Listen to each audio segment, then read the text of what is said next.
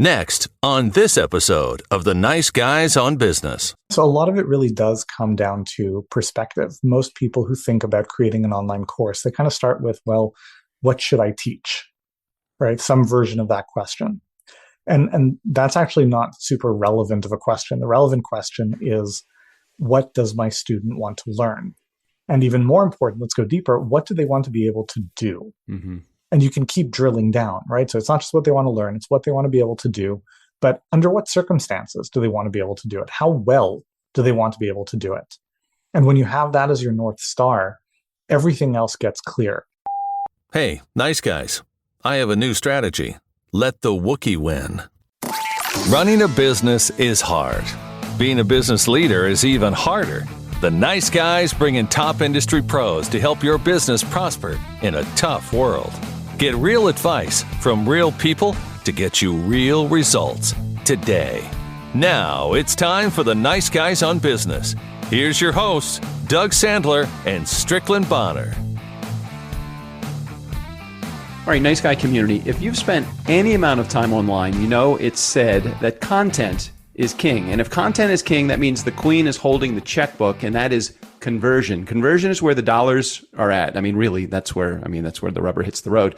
You can put tons of content out there on the internet, but unless you know how to convert, it's all for naught. So my guest today, Danny Iny, he understands conversion and he understands how to build online opportunities for conversion. He's a best-selling author and a highly successful 7-figure entrepreneur. No matter where you are in your entrepreneurial journey, listen up. Today is your gold day. Danny, I'm excited to talk to you. Welcome to the Nice Guys on Business podcast. I'm thrilled to be here. Thank you for having me. And it's 8 figures now, but who's counting? Okay. Well, let's start there, because I think that what's really interesting about it, and I know we've had a couple of conversations before, and thank you for giving me some free coaching along the way too. Sometimes I find, like, as I'm talking to people that I meet through either networking or have been made an intro to, I feel sometimes those calls, I get the better of this situation. And in my case with you, I do feel like I've pulled 8 or 9 or 10 figures of wisdom from your brain. But we all know that success is not a straight line. It's all about curves and zigzags. Can you explain some of those zigzags and curves along the way that got you to where you are today? Yeah. So, and that's very kind and generous of you to say. Something that I've taken to telling my students is that failure is only failure if it happens in the last chapter, right? Otherwise, it's a plot twist. Mm-hmm. And all of our journeys are full of a lot of plot twists. The nature of entrepreneurship is that you have an idea, you have an instinct for where there's an opportunity to make something better than it is, right? It's kind of like a superhero Jedi thing, right? Mm-hmm. So entrepreneurs are people who see what is not yet there, but could be. And sometimes your instincts about what could be there are bang on. Sometimes they're, in the ballpark of accurate. Sometimes they're not so close to the ballpark. And sometimes your instincts about how to make those things a reality, again, are more or less close to center. And sometimes you can be right about everything and there's still bad luck, right? Decisions are probabilistic. The 90% right call will blow up in your face 1 out of 10 times. That's true. So you have ideas, you have insights, you put them in motion, you try things, and then you notice what works and you do more of that. You notice what doesn't work and you try to diagnose why, and you revise and improve your plan. And hopefully you're thoughtful and rigorous about that. So you draw good lessons and good insights and inferences, and you slowly start seeing better results and getting better at things over time. But that's kind of the nature of the game that we're all playing, whether we want to acknowledge it or not. So you mentioned a few words in there, and I want to repeat them back: ideas, insights, and I'm going to throw another one in there. It's just that gut response, that gut feeling of something. What's something that you wish that you knew sooner? Now that you're 28 years old? Now that you've gotten to where you are, age-wise, experience-wise, and just, living in this entrepreneurial world, is there something that you wish you knew a little bit sooner in your day? That's a tricky question. It's funny because when I started this business, I was in my late 20s. Now I'm, I still use the fractions. So I'm 39 and a third. Okay, I got it. Maybe that'll end after I hit 40. But there are a lot of things that I didn't know. There are a lot of mistakes that I made. But I don't believe in regret. I think if I hadn't made those mistakes or done things different, I wouldn't be where I am today. I'm happy with where I am today. So I don't know that I'd go back and change it. So a perspective that I try to maintain is that whenever something goes wrong, whenever, you're having what is an unpleasant and expensive setback, it's that lessons are always cheaper to learn now than later. Right? Mm-hmm. If I'm going to make a mistake that's going to cost me, X% of the scale of my business, thank goodness I made that mistake when I was $1 million company and not a $10 million company, because it would have cost me a hell of a lot more. So, I mean, I could point to a ton of things that I was flat out wrong about, and which mistakes I would point to would depend on, which category of the world of business we're talking about and which stage of development I was at, because there were so many.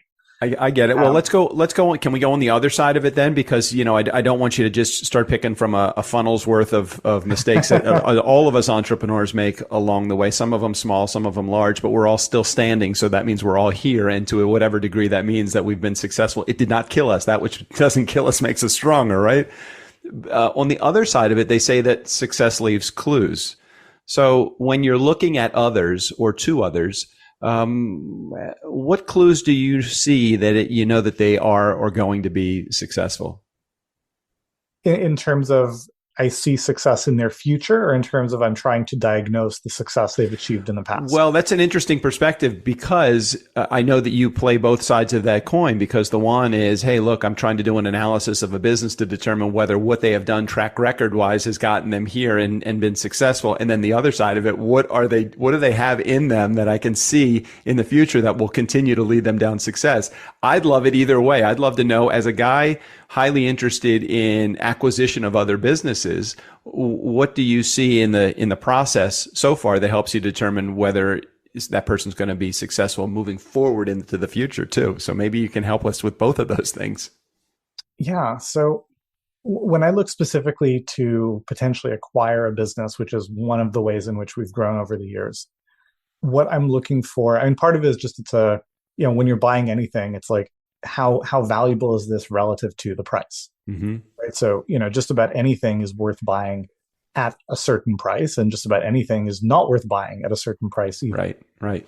And so, there is often a configuration of, okay, this business has a lot of potential. There's a large audience. There's tons of goodwill. The products are good. The services are good.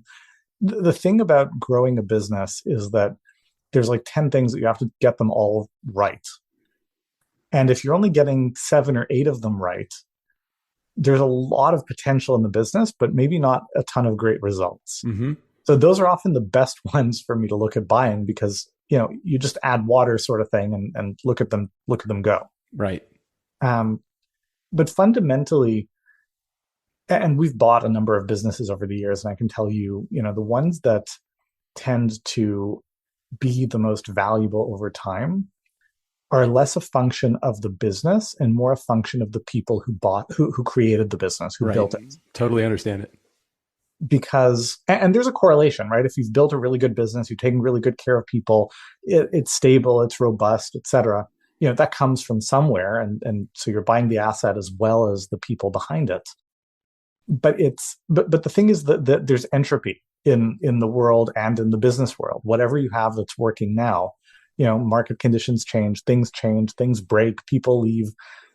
It will stop. If you just leave it alone, it's just a matter of time before it disintegrates. Mm-hmm. It's the people who are able to create a good business and make it work in spite of adversity and in the face of challenges.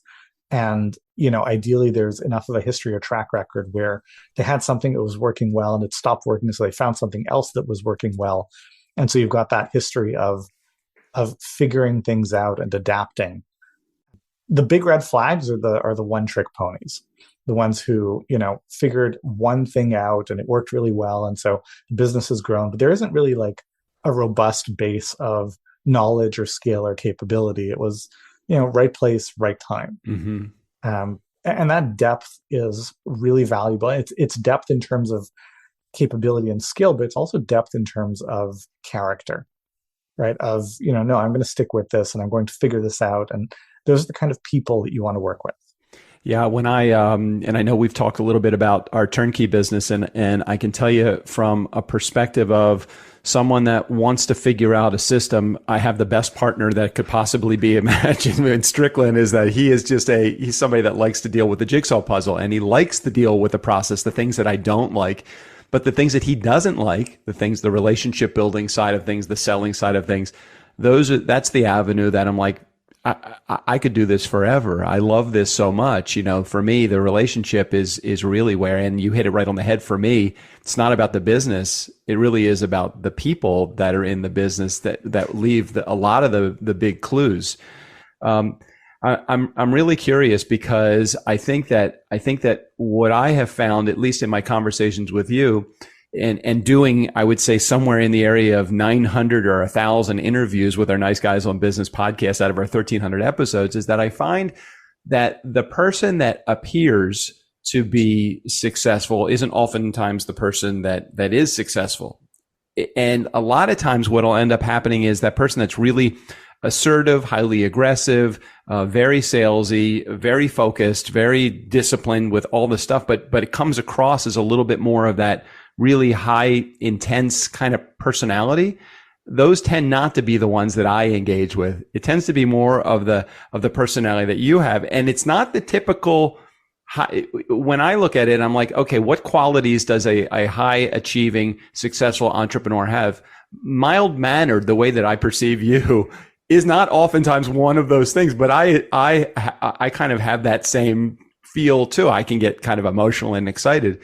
But I'm really curious, has that mild-mannered, laid-back style, that's probably served you well. So my question is, has it served you well? And if so, why do you think that's the case? I know you have one speed and it's you. It's not all these things. I'm all over the place right now because I'm excited to be able to talk about being mild-mannered, being a nice guy, being kind and gentle, and still being able to be successful at the same time. Well, I mean, I am Canadian, so it's congenital. I understand. Okay. But I mean, so to your point, it's not like this is something I could split test. It's not like I've existed half of my life, as a crazy assertive, full of caffeine. I don't know. Like I'm not that kind of person. Right. And so has it worked for me? Enough, certainly. I'm happy with where I'm sitting today as a function of where it's got me. Has it not served me on occasion? Sure. Because, nobody's good for all seasons. Mm-hmm. But what has served me really is knowing my strengths, knowing what is not my strength, and leaning into the things I'm good at, and not trying to be something I'm not. Tony Robbins has a great business. He's very successful. I could never have Tony Robbins' business. I could never do it because I'm not Tony Robbins. Like, that's just not going to happen. Right. And I own it, and I joke about it when I'm presenting and on stage. And I'm like, if you're disappointed that I'm not going to have you massaging each other and crying in your seats, everybody say I. I'll play those games, but that's just not me. I can't be that guy. And so everyone has a choice of, you can be a poor man's version of somebody else, or you can be you. You can be uniquely what you bring to the world, to the people who will be valuable, who will find value in what it is that you have to offer, and serve those people. Right? In that sense, we don't have infinite choice. We have the choice to do what we're capable of doing well and leaning into that, or kind of floundering in the other areas. There's a quote that I have in my book. It says, if you don't think nice guys finish first, you don't know where the finish line is. And I think that you're one of those, you are one of those guys that understands and recognizes the finish line. And it's not about negotiating down to the nth degree to clobbering somebody. And it's not about getting the last drop of scent out of their pocket, or the last drop of blood from their stone. It is to arrive at the solution with a mutually beneficial resolution completely. And I really feel like you probably bring that to the negotiating table. While you love your wins, just like I love my wins, I understand, at least for me, where that finish line is. Do you feel that way about yourself?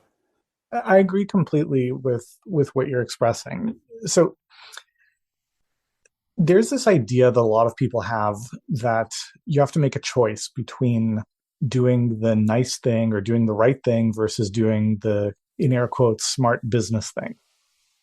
And I think that's only true if your perspective is very myopic, because, life is long. The journey takes a long time. You're going to, as they say, all the people you meet on the way up, you're going to meet them again on the way down. And you're going to have to interact with people again. My perspective in a negotiation is, first of all, I don't treat it as zero sum, right? Either everybody wins or it's just not a deal worth doing. Right, with you. But kind of a rule for me going into a negotiation is I want to make sure that whoever I'm negotiating with got more than I had to give them. And it's important for me that they know that.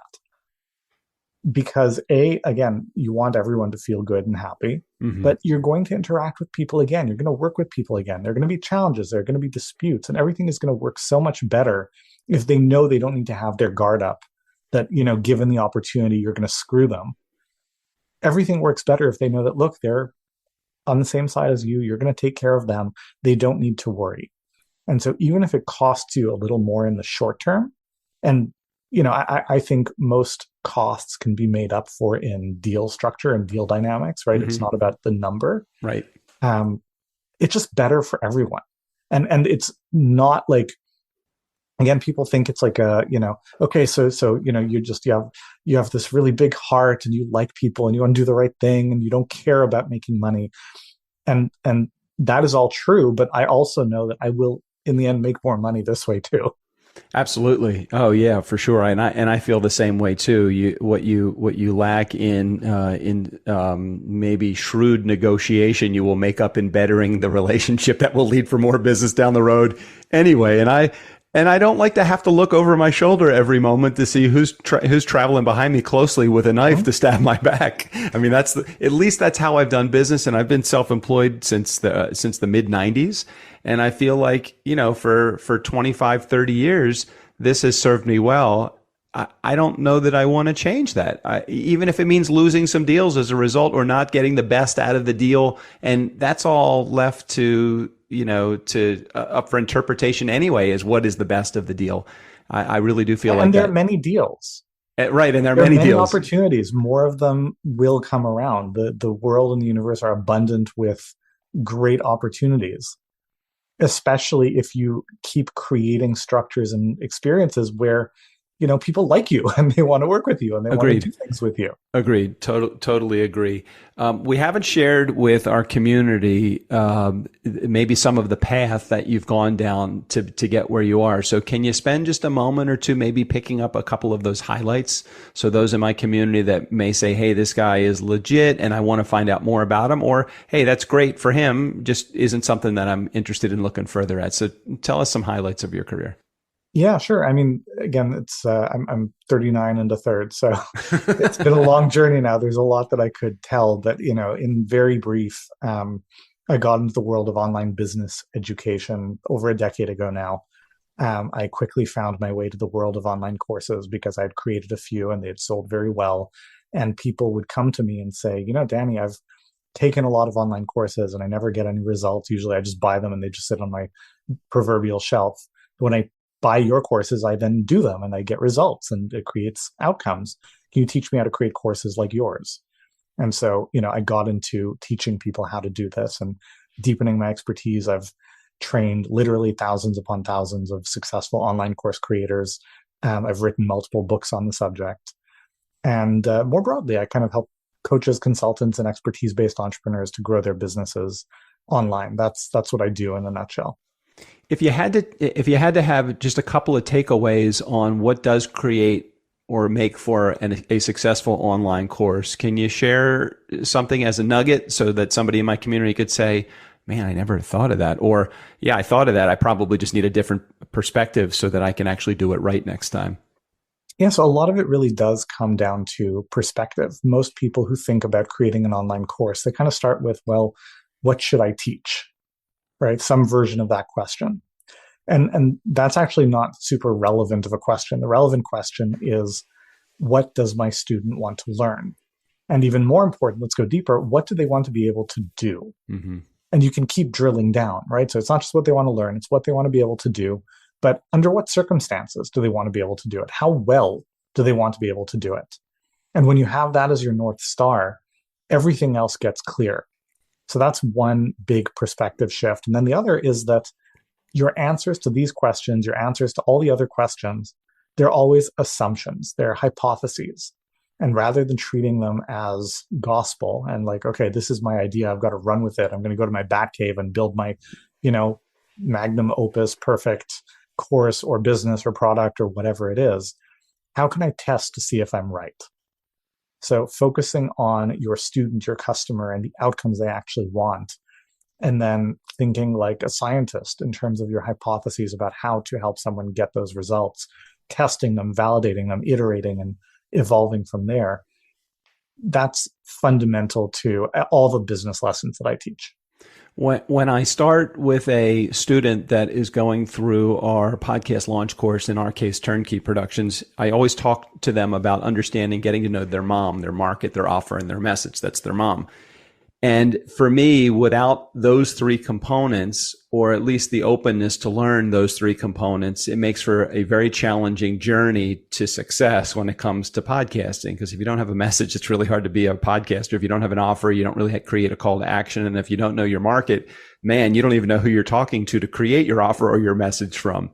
Are there things like that or parts of someone's process that they need to know before they would be coming to someone like you or to your coursework to get into or get involved or engaged in your services? Well, I mean, there's an ideal scenario and then there's reality, right? They say the best time to plant a tree is 20 years ago, but barring that, today is also really good. Mm-hmm. So I would say that anyone who is interested in online courses, building them, selling them, and growing an expertise-based business in general, I can probably help. But, I have tons of great information that you can access for cheap or free to validate whether it feels like a fit. But all things being equal, the earlier on your journey you come to me, probably the more I can help you accelerate and the more heartache and expense I can save you. But, whatever's happened in the past, look, that's done. What's the line? Forgiveness is letting go of the hope for a better past. So it's like whatever's done is done. So from wherever you are, what's the best thing you can do moving forward? And for anyone who's interested in doing the things we're talking about, I can probably help. Awesome. And probably the best way for someone to determine whether you're early stage entrepreneur, just kind of getting your wheels under you, or somebody that's experienced, that's just trying to figure out how to make that conversion your best friend, or maybe someone that understands that but wants to take their business exponentially to the next level. All three of those positions or four of those positions would be great positions for you to enter into the world that Danny has created. Where would they be able to reach out to you, Danny, so they can get more information about what you do? You can go to my website, Mirasee, mirasee.com. If you search Mirasee or Mirasee FM in your podcast player, presumably everyone who's listening to this is a podcast listener. We produce a number of shows, and mine is called Course Lab. And if you are a reader, I've written a whole bunch of books. If you want to learn about online courses, I would suggest you read my book, Teach Your Gift. And if you want to learn about marketing and business growth, I would suggest my book, Effortless. And they're both $5 or whatever on Kindle. Right. We'll make sure we put a link in the show notes for all of that. I want to take, before we wrap up, Danny, I want to take a right turn and talk, instead of about your business, I want to talk about you in your business. What's some of the stuff as an entrepreneur, and this will help us to put some relatability to our community of entrepreneurs that probably has experience or in somewhere in the journey they are similar to where you are right now. What's some of the stuff that you are still working on yourself as a leader and an entrepreneur yourself? I mean, what I've been working on for the last decade and will continue to work on is finding and engaging and retaining great people. We all have whatever our sweet spot skill is. I happen to be a great teacher and a reasonably good marketer. And sure, you can get a certain amount of mileage by leaning into whatever that secret sauce is that you have. But to go beyond a certain threshold, you need to work with other people. There's a line that I really like from a teacher at NYU. His name is Scott Galloway. He likes to say that greatness is in the agency of others. So my number one focus for the last decade and probably for the next decade is finding, attracting, and engaging great people. That's what it's all about. Nice. Well, I so appreciate, again, your calm nature. You definitely bring me to a place where I have room to think rather than thinking so fast I can't keep up with the person that's across the screen with me. That is a trait, a quality that you definitely possess, and I appreciate you sharing your message and your inspiration with my community today. Thanks for being here. It was absolutely my pleasure. Thank you so much for having me. Hey, Nice Guy community, never underestimate the value of nice. Again, special thanks to our guest, Danny Iny. All of his information will be right there in the show notes, including access to his website and his books. Steve O'Brien, go ahead and take us out of here. For the Nice Guys on Business, I'm Steve O'Brien. Fill up your week with the nice guys. Haven't they run out of people willing to talk to them yet?